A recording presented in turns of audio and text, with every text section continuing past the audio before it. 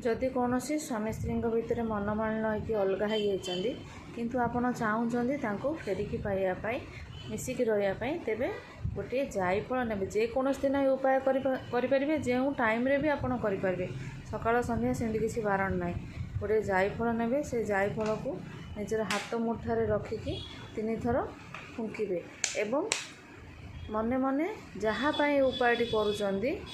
तांकर नाम को 11 थर मन में स्मरण करेंगे से जायफल को गुंड करदे निज घरे थिबा जो दीप थी आपणकर घरे से गुआ घी सलितार दीप प्रज्वलित करके जायफल गुंड को से पकईदे प्रत्येक दिन आप उपायटी करें अंटिल माने जो पर्यंत आपण आपणकर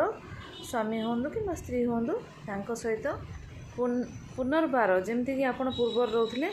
सेमती मिसी न पार्चंती माने